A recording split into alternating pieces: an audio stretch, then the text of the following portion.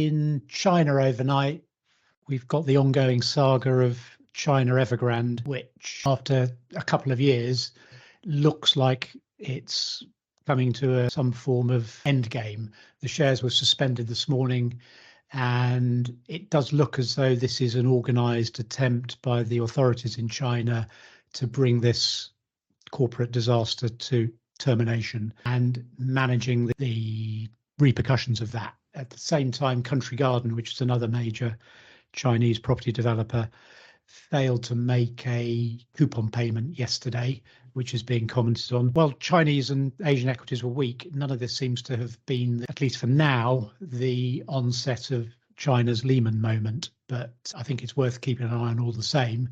This is looks to me as though it's an organised attempt to sort of grasp the nettle by the authorities and try and bring this whole sort of residential property saga in China to some form of conclusion. It's going to be a good thing.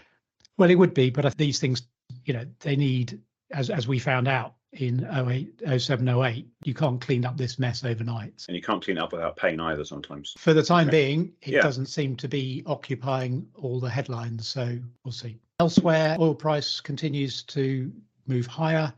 And I was just looking at it yesterday.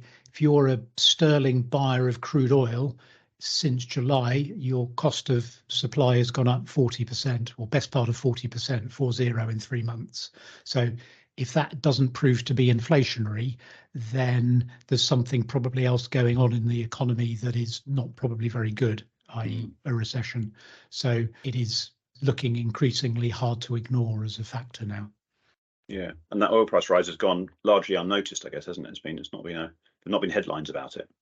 Not really. I mean, increased, not really mainstream. As far as company news, there's lots out. I know there's some progressive notes out today on things like RBG and Zoodi. The one I'd highlight is, because it's one of my favourite companies at the moment, is Yellowcake, which had raised £125 million via a secondary offering, which was announced, I think, around 6 p.m. last night and closed at 9 p.m.